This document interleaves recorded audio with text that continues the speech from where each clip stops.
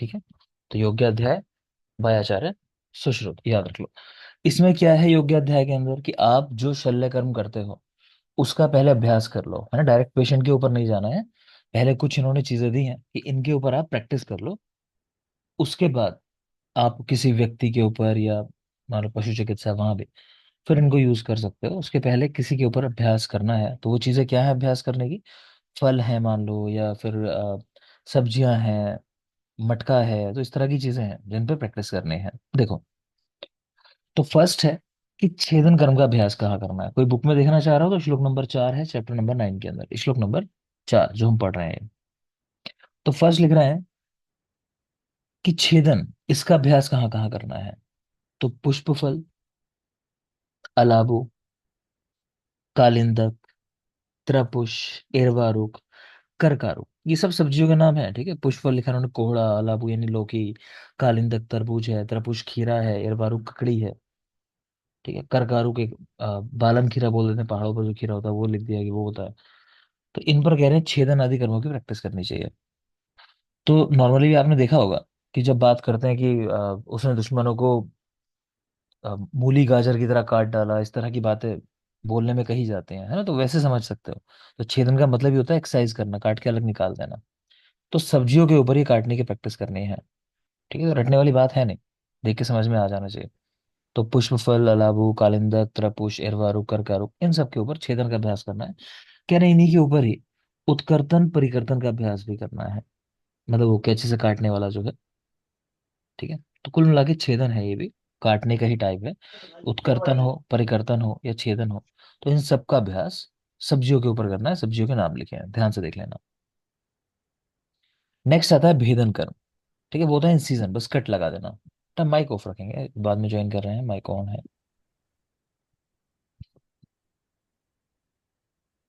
हम्म। तो नेक्स्ट है भेदन। भेदन यानी इन सीजन लगाना। इसका अभ्यास कहाँ करना है? तो धृति, बस्ती, प्रसेवक। धृति का मतलब लिखा है उन्होंने मशक, बस्ती यानी ब्लैडर, प्रसेवक यानी चमड़े से निर्मित कोई जैसे मटका या उस तरह की चीज। तो कुल मिला के आपको तो ये शब्द याद रखने हैं, क्योंकि हिंदी नहीं पूछता है ना। आपसे तो यही पूछेगा श्लोक में क्या शब्द आए हैं। तो धृति, बस्ती, प्रसेवक, यही याद रखोगे आप, कि इनमें जल और कीचड़ को भरकर आपको इन सीजन की प्रैक्टिस करनी है। क्योंकि जब आप इंसाइज करते हो तो अंदर से चीजें निकल के आती है ना, कि मान लो ब्लड आ रहा है या पस हो सकता है। तो ये कंसिस्टेंसी लगभग वही बन जाएगी कि वाटर और कीचड़ कहीं होगा अंदर भरा हुआ। तो धृति क्या होता है? धृति बेटा, इन्होंने जो लिखा हुआ है धृति के लिए मशक करके लिखा हुआ है। मशक का मतलब ही वही समझ सकते हो आप, बैग टाइप ही समझ लो, जैसे बस्ती है ना वही समझ सकते हो इसको भी, उसी तरह का है ना, मतलब बैग समझ लो। Sir, like water will be filled in that like particular हाँ वही चीज हो गई just मतलब। blinded अब like that only. हाँ बेटा, इसको समझो आप बैग ही है ना, नॉर्मल एक बैग ही समझो कि बैग है। ठीक है। वो होता है मशक, बैग ही समझो इसको भी। लेकिन आपको मैंने क्या कहा कि आप हिंदी पे मत जाओ। आप तो जो शब्द आया है इसको रटना है, बिल्कुल जो शब्द आए हैं। तो धृति, बस्ती और प्रसेवक, आप तो यही रटोगे बिल्कुल, कि इनमें जरूर कीचड़ भरकर। लेखन कर्म की प्रैक्टिस कहा करते हैं, स्क्रैपिंग। तो सा रोम चर्म, तो इसका बेस्ट उदाहरण है कि शेविंग जो करते हैं तो वहां लेखन ही करते हैं बार बार बार बार, है ना, जब तक वो पूरा उसको मूल से कह लो कि हटा नहीं देता है, जो बार बार होता है तब तक वो बार बार उसको उसका लेखन करता रहता है, स्क्रैपिंग करता रहता है। तो सा रोम चर्म, लेखन का अभ्यास यहाँ करना है। वेधन कर्म का अभ्यास, मृत पशु की सिराएं और उत्पल नाल।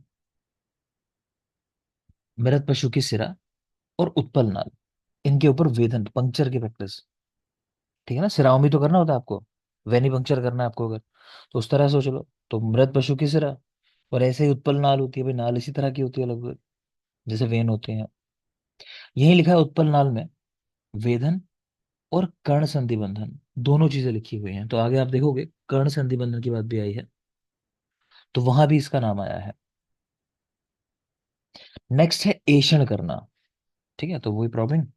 तो गुण, उपहत, काष्ठ, वेणु, नल, नाली, शुष्क, अलाभ, मुख, इन सब के अंदर एषण कर्म का अभ्यास करना है। तो देख लोगे ज्यादातर चीजें वो हैं जो खोखली हैं, कहने का मतलब। जिनमें स्पेस है कि प्रॉबिंग कर सको कुछ, एक चीज अंदर डाली आपने, उसको पार भी निकाल सको जनरली। तो गुड़ उपहत, गुड़ मतलब दीमक लगी हुई लकड़ी, क्योंकि वहां इस तरह का अंदर स्पेस बन जाता है ना। फिर इसी तरह वेणु, नल, नाली, ये घासों के टाइप हैं या बांस है तो उनमें स्पेस होता है अंदर। अगेन मैंने कहा जैसा कि आपको नाम पता होने चाहिए। स्पेशली याद रखना, शुष्क अलाबुमुख और गुड़ उपहत काष्ठ, इन दोनों को बिल्कुल ध्यान रखना है। शुष्क अलाबुमुख, क्योंकि अलाबु की कई जगह बात आएगी। शुरुआत में आपने देखा छेदन कर्म का अभ्यास कर रहे थे अलाबु के ऊपर, यहाँ देखो।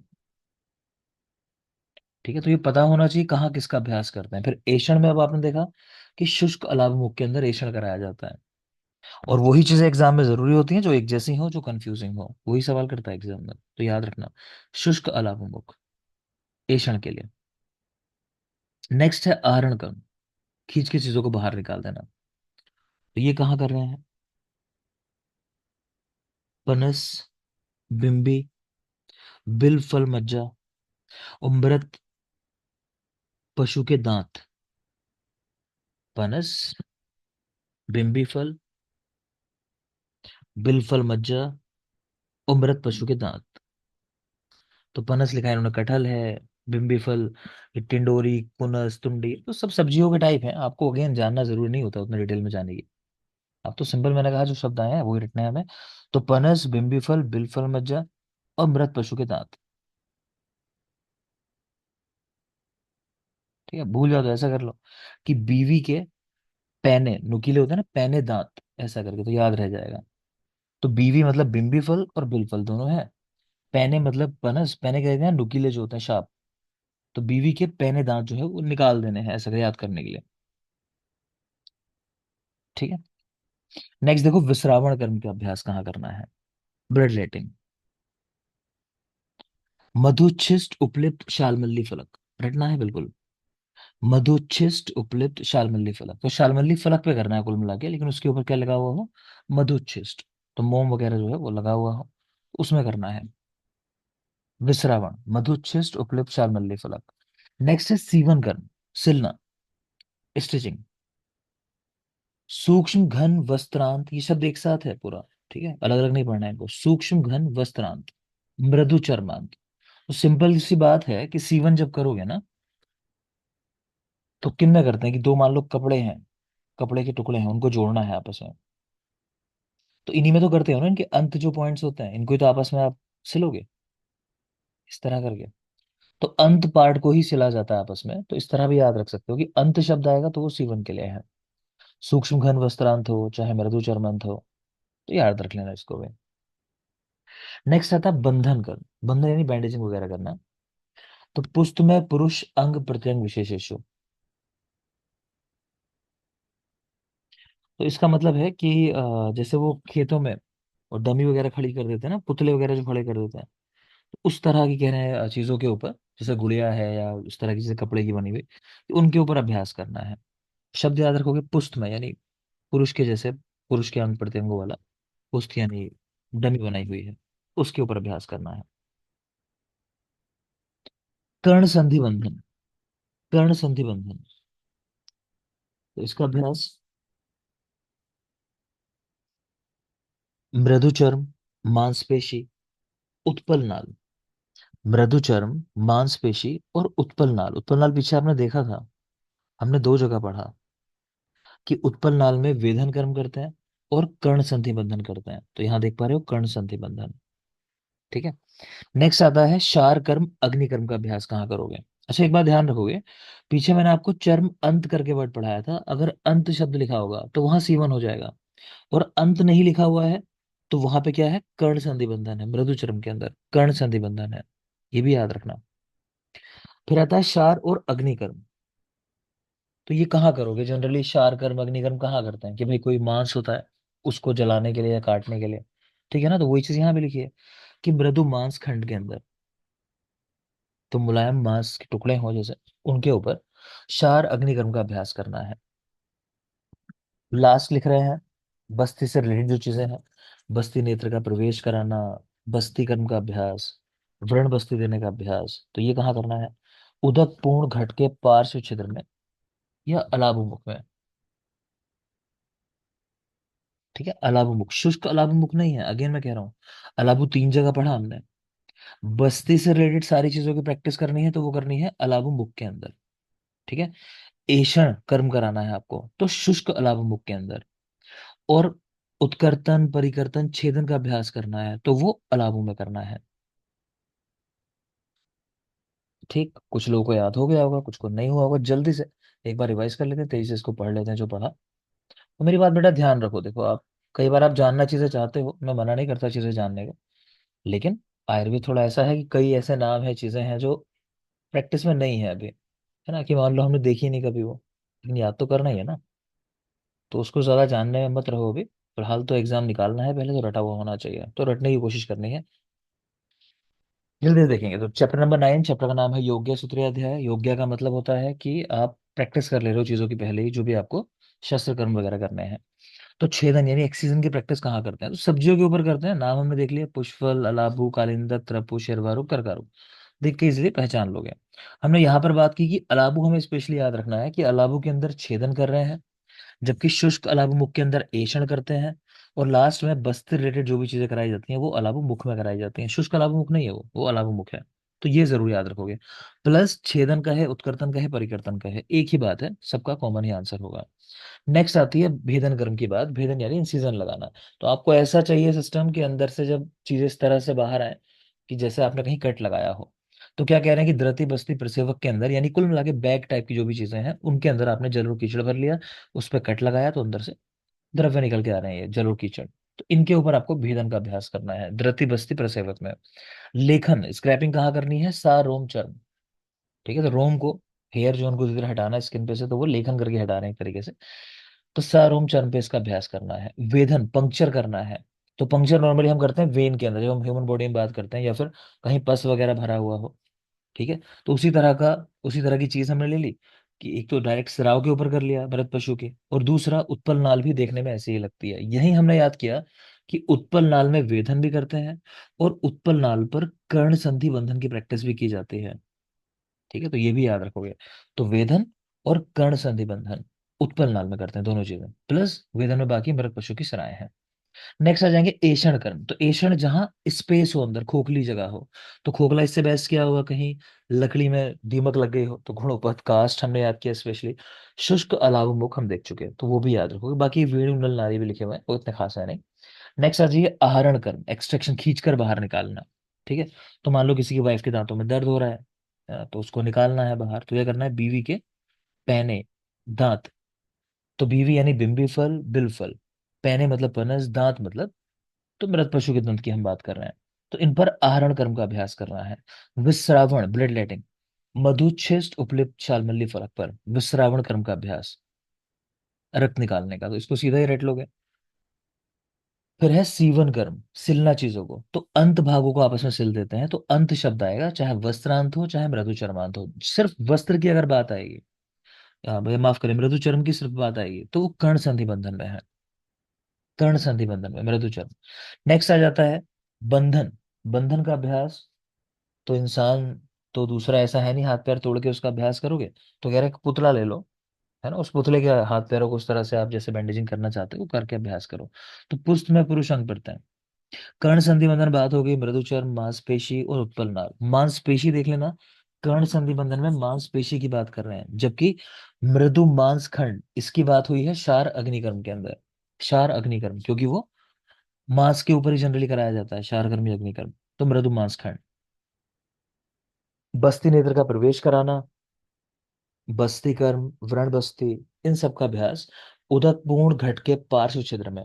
ठीक है, जल से भरा हुआ एक मटका है, मतलब उसके पार्श्व छिद्र में, या फिर शुष्क, अ, अलाबों मुख में देखा था पीछे हमने, अ,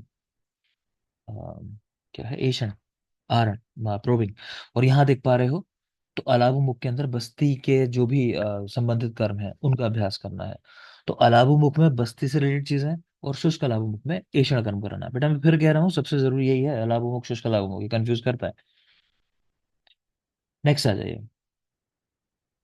नेक्स्ट आते हैं शस्त्र विश्रावण। आपके यहाँ अलग से इसका ज्यादा कुछ दिया नहीं है, लेकिन हम फिर भी एक बेसिक आइडिया जरूर लेंगे इसका भी, शस्त्र विश्रावण का, क्योंकि मेन चीज है और शल्य चिकित्सा में आई जाती है। देखेंगे। तो शस्त्र विस्रावण दो प्रकार का होता है, प्रच्छान और सिरावेद। शस्त्र विस्रावण दो प्रकार का, प्रच्छान और सिरावेद। ठीक है। सुश्रुत और वाग्भट रक्त मोक्षण का परम प्रमाण बताया। कितना? एक प्रस्त की मैक्सिमम कितना रक्त मोक्षण करा सकते हो, तो एक प्रस्त है।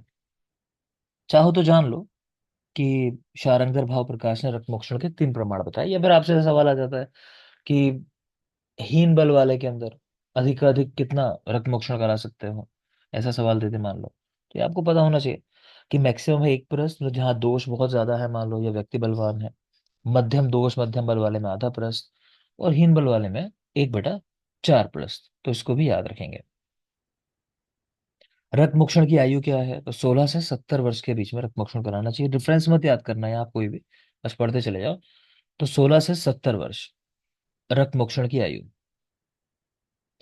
नेक्स्ट है, चरक ने कहा शरद ऋतु में स्वभाव से ही रक्त की दृष्टि होती है। तो रक्त मोक्षण की जब हम बात करते हैं ना, तो नॉर्मली शरद ऋतु में ही करते हैं। और चाहो तो आप ये भी लिख सकते हो सामने कि शरद ऋतु में स्वभाव से दोष जो है, सभी दोष वो साम्य अवस्था में रहते हैं। एक सवाल पूछा जाता है चरक के अनुसार, ये किस ऋतु में वात दोष की दृष्टि होती है? तो वर्षा ऋतु, उसका हम आंसर लगाते हैं, या कह लो स्वभाव से सभी दोष कुपित अवस्था में रहते हैं, तो वर्षा ऋतु जो सबसे निकृष्ट मानी गई है इस पॉइंट ऑफ व्यू से। और किस ऋतु में सभी दोष जो है वो कंपैरेटिवली साम्य अवस्था में रहते हैं? तो आंसर है शरद ऋतु उसका। ठीक है, तो इसको भी आप चाहो तो याद रख सकते हो। और कंफ्यूज मत होना, एक दूसरा स्टेटमेंट बिल्कुल अलग है कि मैं आपसे पूछता हूँ कि वात पित्त और कफ का प्रकोप का काल क्या होता है, वो भी अपनी जगह ठीक है कि वात के लिए वर्षा ऋतु है, पित्त के लिए शरद ऋतु है, और बोलो कफ के लिए? पढ़ा चुका हूँ मैं आपको। से बसंत। बसंत। बसंत। ठीक है, तो उसको उसी तरह याद रखोगे। ये स्टेटमेंट अलग, कोई कंफ्यूजन नहीं होना चाहिए कि सर आपने ये बात भी कह दी, ये बात भी कह दी। हाँ, मैं ही कह रहा हूँ, आचार्यों ने भी ऐसे लिखा है। तो आप दोनों स्टेटमेंट को अपनी जगह याद रखोगे। तो वात में वर्षा ऋतु में सामान्य रूप से सभी दोष कुपित अवस्था में होते हैं। शरद ऋतु में सामान्य रूप से सभी दोष साम्य अवस्था में होते हैं। तो ये अलग स्टेटमेंट है। बाकी वर्षा, तो इसमें वात का प्रकोप होता है, शरद में पित्त का प्रकोप, और बसंत में कफ का प्रकोप। तो इनको भी याद रखना इस तरह से। आगे देखिए। तो शरद ऋतु में स्वभाव से ही रक्त की दुष्टि होती है, तो शारंगधर ने कह दिया भाई इसी समय रक्त मोक्षण करा दो। अब देख लोगे, रक्त मोक्षण मेनली जब बात करते हैं हम, तो श्रृंग जलोका अलाबु इन तीन की हम नॉर्मली बात करते हैं, क्योंकि श्रृंग जो है वो वात दोषों के अगेंस्ट रक्त मोक्षण कराने में यूज होता है। जलोका का प्रयोग हम पित्त दोषों में करते हैं, और अलाबु का कफज दोषों में करते हैं। अलाबु कफज दोषों में। यही एक सवाल का जवाब दो, फिर आगे बढ़ेंगे। देवांगी। हाँ जी सर। जलोका सर्प गति, ये किस नाड़ी में मिलती है? मतलब वात वाली, पित्त, कफ वाली, सन्निपात वाली? जलोका सर्प गति।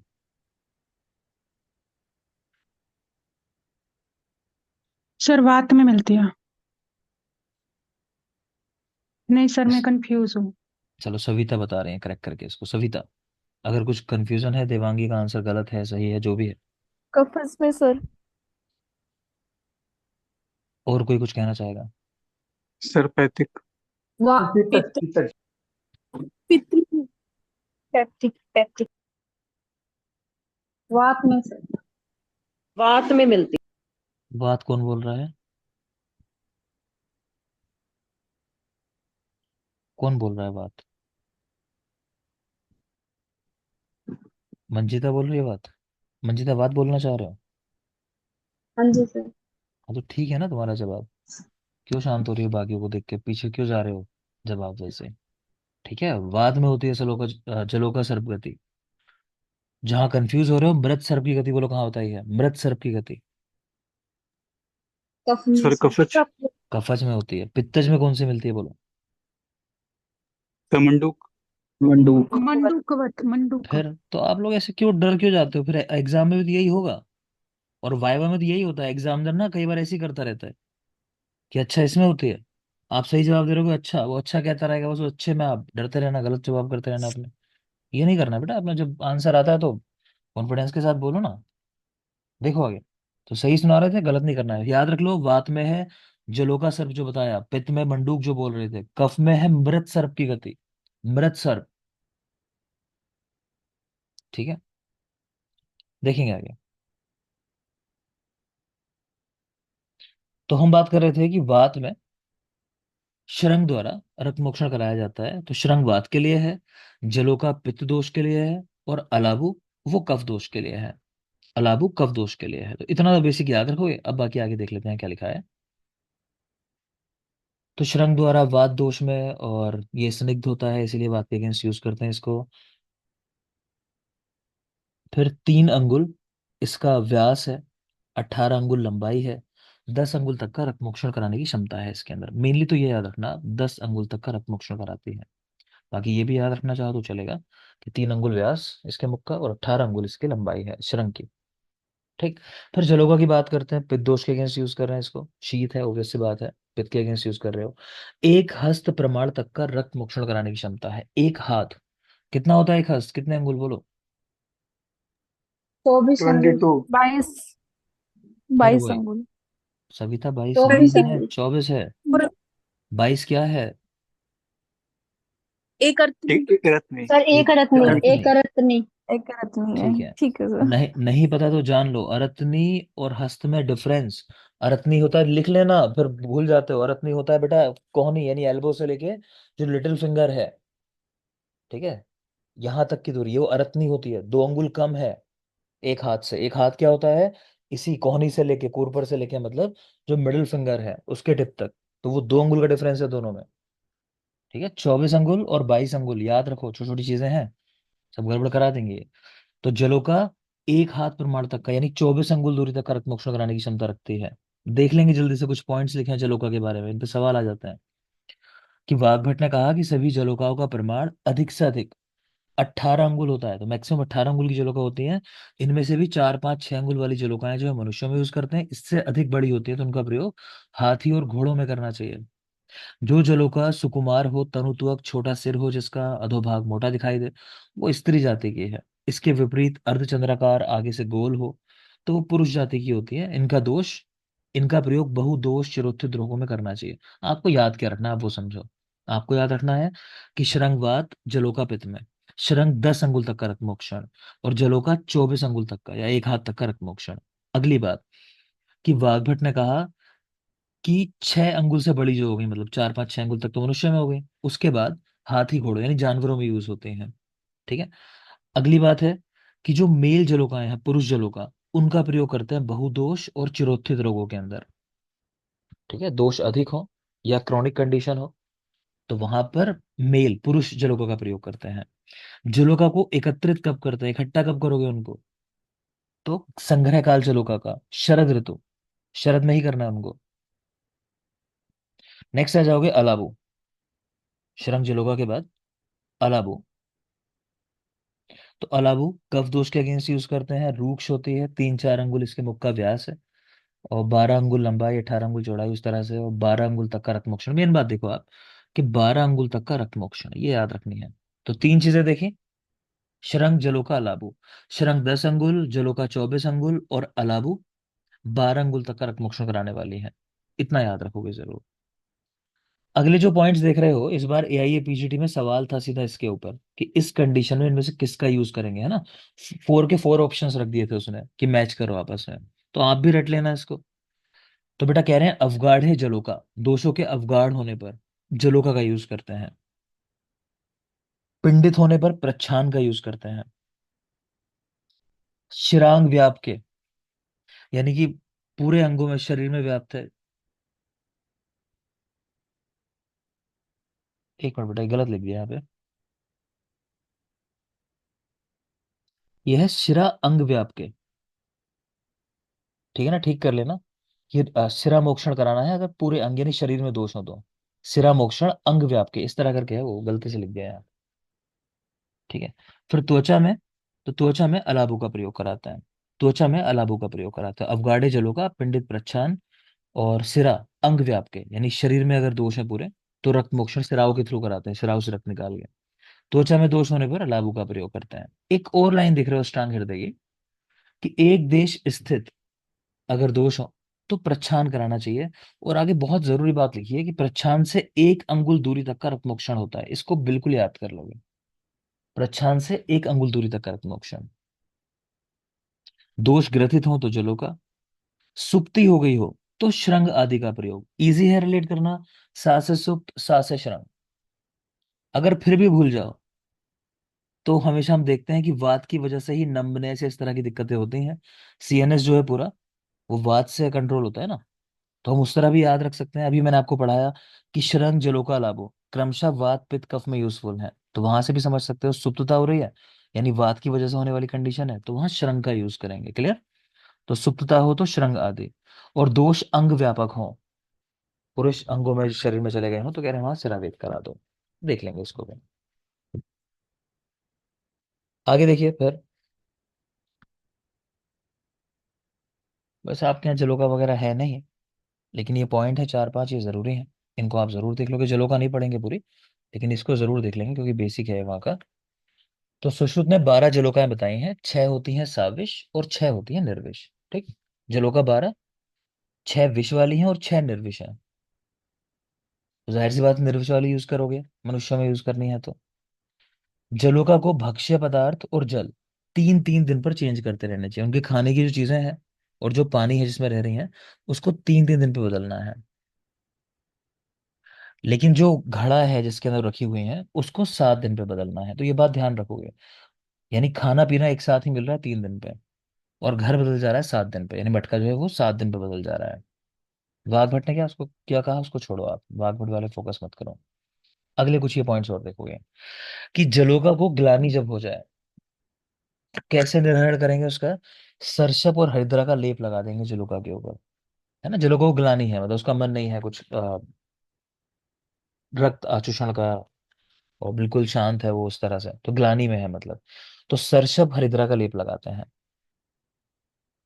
हमारा याद करने का तरीका यह है कि जलोका को किसी ने गाली दे दी, मतलब ग्लानि मतलब गाली दे दी, तो आप क्या करोगे, हंसा दोगे उसको, हंसा।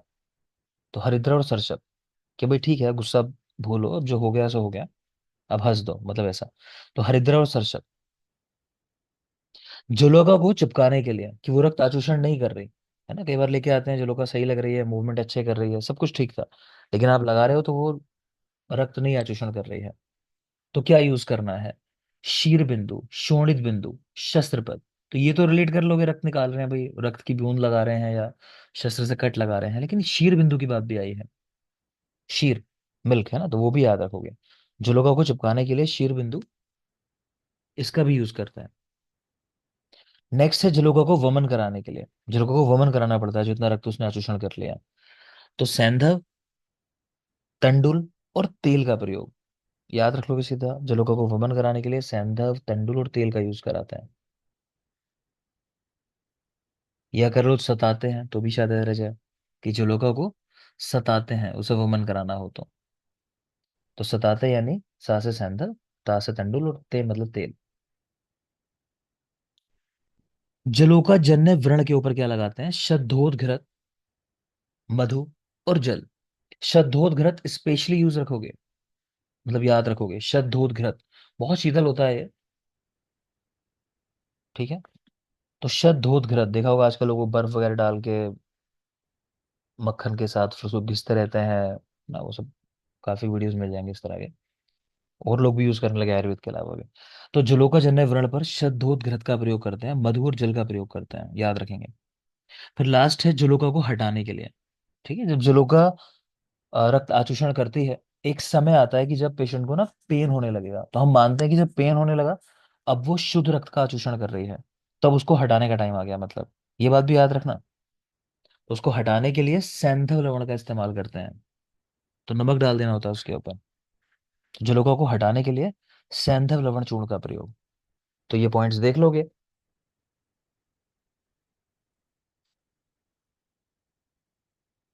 ठीक है, अब इसमें न्याय वगैरह और हैं आगे, जो मैं आप थोड़ा बता दूंगा आपको, ये भी पता होने चाहिए चीजें जो है आगे वाली। एक ब्रेक लेंगे फिलहाल, 10 मिनट, वापस आओ, कंटिन्यू करते हैं। और अगले नोट्स ओपन करके रखना, ये वाले मैं दिखा दे रहा हूँ अभी स्क्रीन पर, देख लो ये। 10 मिनट वापस आओगे और ये वाले नोट्स ओपन कर रखोगे, शार पाक विधि वगैरह, सुश्रुत सूत्र, ये आपको दे रखे हैं मैंने। इनको पढ़ेंगे ब्रेक के बाद। ठीक, थैंक यू। 10 मिनट वापस आओ, कंटिन्यू करते हैं।